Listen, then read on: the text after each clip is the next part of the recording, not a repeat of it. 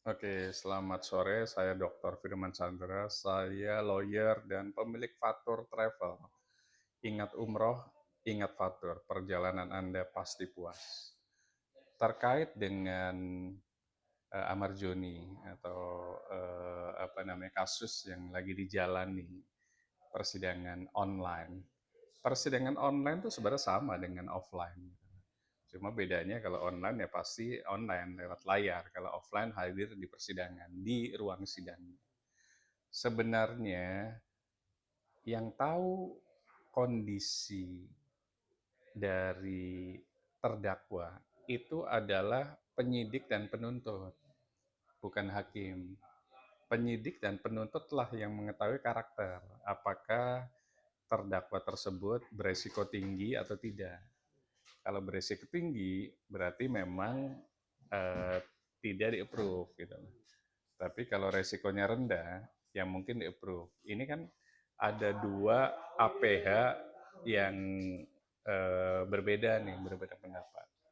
Majelis Hakim mengatakan silakan untuk offline. Tapi kan harus difikirkan juga terkait misalnya apa namanya transportasinya, kemudian berapa petugas yang mengawal, pasti kan ada petugas rutan dan petugas dari kepolisian kan begitu. Kemudian biaya dan lain-lain itu juga kan harus difikirkan. Jadi kalau menurut saya terlepas dari itu semuanya yang tahu adalah pihak penyidik dan penuntut. Kalau memang mereka tidak perkenankan, berarti memang kemungkinan sidang tersebut tetap online. Toh online sama offline itu sama saja esensinya sebenarnya. Karena sama-sama di depan ruang sidang, cuma beda jarak saja gitu lah. Tidak ada pembatasan, tidak ada pengurangan terkait hak asasi manusia juga. Bang, tapi bagi keluarga ya, khususnya Amazon yang mana bagi sebagian netizen bilang kalau sidang online itu kayak ada pembatasan hak bagi seorang terdakwa gitu ya. Sama saja, sidang online dan sidang offline esensinya sama kok gitu loh. Misalnya katakanlah sidang eksepsi, kan sama-sama dibacakan. Sidang putusan sela, sama-sama dibacakan. Sidang saksi, sama-sama ada saksi, ada terdakwa.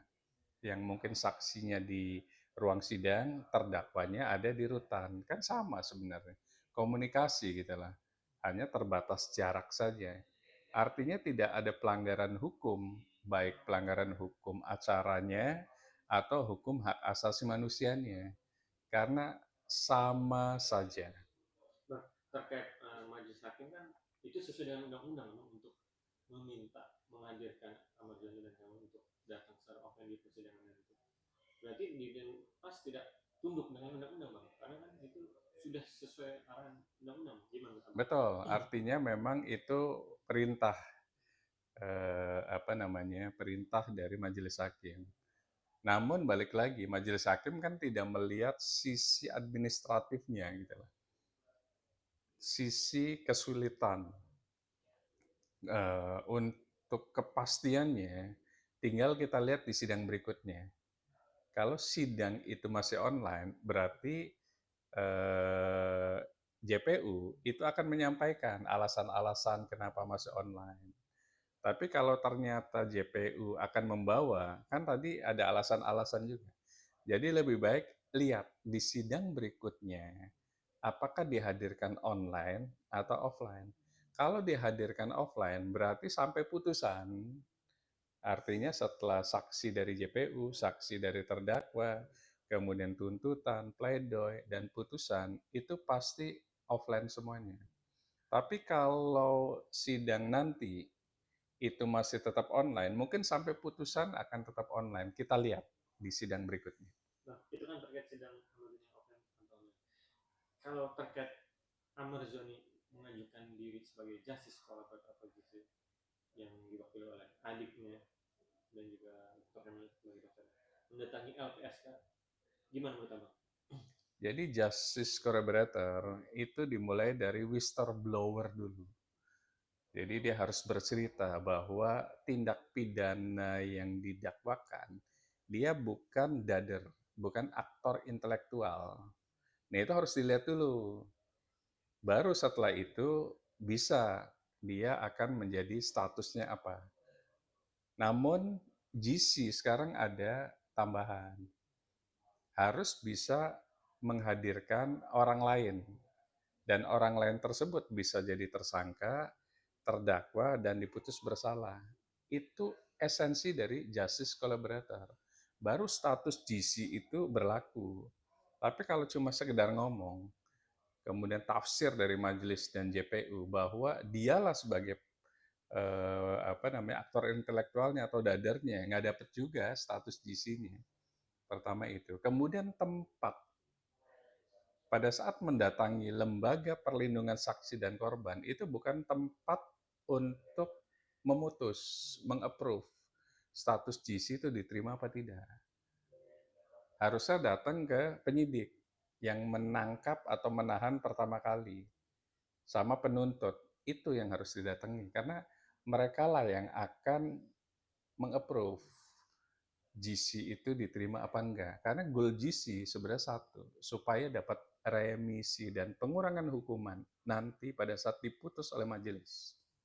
Berarti biasanya itu ya yang dituju atau di goals dari Amazon, karena kemarin-kemarin diduga oleh JPU sebagai bandar atau pengen ini ingin membalikan nama baik dia kembali, bisa bilang dia makanya jadi gizi bang, dan juga ingin meringankan hukuman gitu.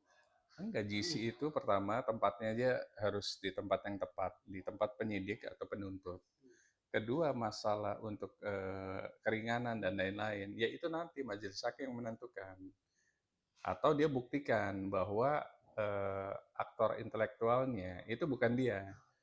Otomatis penyidik akan mentersangkakan dulu nih. Kan dia harus ngomong kan, bukan saya loh. Terus siapa? Si A gitu. Nah, A-nya itu ditangkap dulu, dijadikan tersangka, dijadikan terdakwa, baru diputus. Nah, itu status GC-nya masuk di situ. Kemudian tempatnya, bukan LPSK. LPSK hanya memberikan sebuah rekomendasi saja bahwa dia memang sebagai saksi atau korban yang harus dilindungi, tapi bukan tempat untuk approval GC. Bang, ada pesan dong sama sebagai penasihat hukum ke Amazon yang nanti akan menghadapi persidangan entah online atau offline, dan juga sebagai GC. Oke.